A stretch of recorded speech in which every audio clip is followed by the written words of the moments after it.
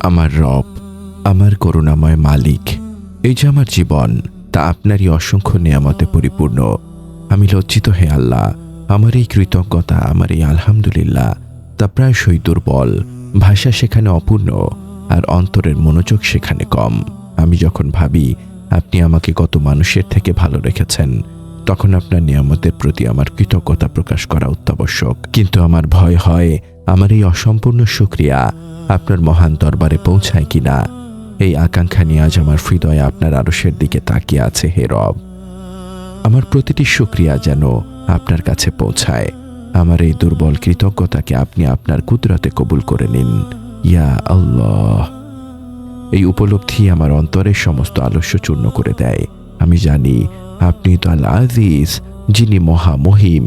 আমার প্রতিটি আমলই তো ত্রুটিপূর্ণ, কিন্তু ইখলাস থাকলে তা আপনার কাছে পৌঁছায়। আমার প্রতিটি নিঃশ্বাস আপনার শুকরিয়ায় ভরা থাকা উচিত।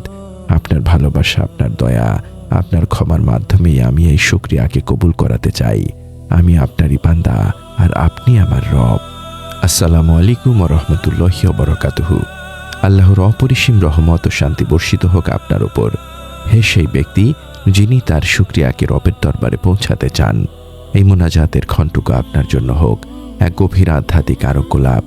যখন আপনার হৃদয়ে কৃতজ্ঞতা প্রকাশের দুর্বলতা নিয়ে লজ্জিত, তখন এই ফিসফিসানি যেন আপনার আত্মাকে সেই কাঙ্ক্ষিত স্থিরতা এনে দেয়, যা শুধু আল্লাহর একান্ত ভালোবাসায় নিহিত।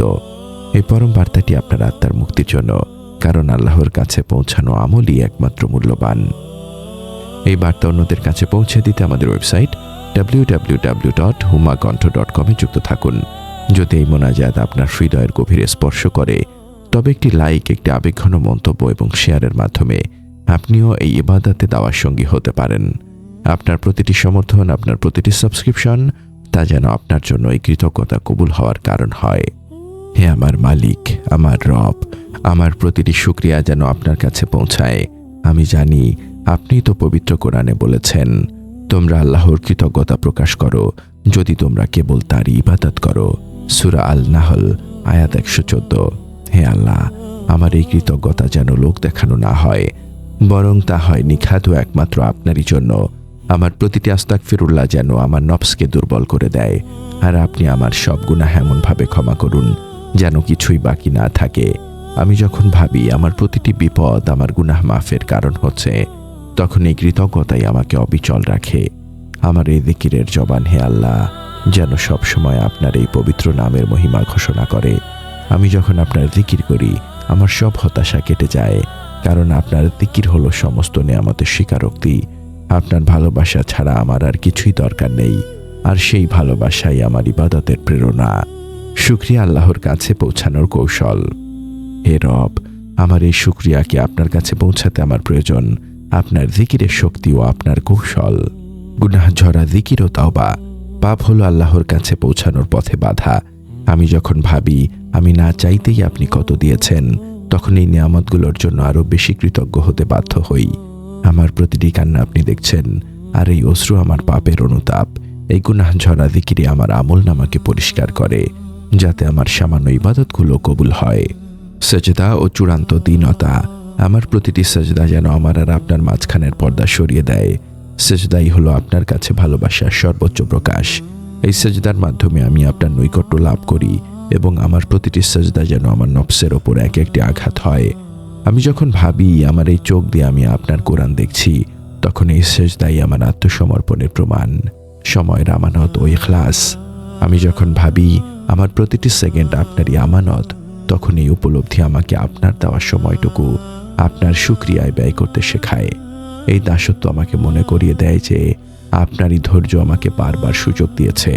আমার প্রতিটি নেক আমল যেন আমার কবরের সঙ্গী হয়। শেষ যিকিরের চূড়ান্ত আমল। আমার জীবনের শেষ কথাটা যেন হয় আপনারই যিকির। এই যিকিরই আমার জীবনের চূড়ান্ত আমল, যা আমার সমস্ত কৃতজ্ঞতাকে পূর্ণতা দেবে এবং আপনার কাছে পৌঁছাবে। আমাকে জান্নাতুল ফেরদৌসের সর্বোচ্চ স্থানটি দান করুন, যেখানে আমি আপনার নবী সাল্লাল্লাহু আলাইহি ওয়াসাল্লামের প্রতিবেশী হব। আমি আমার পরিবারকে ছাড়া জান্নাতে যেতে চাই না আল্লাহ। এই আকাঙ্ক্ষা আমার আমলকে আরো ইখলাসপূর্ণ করে।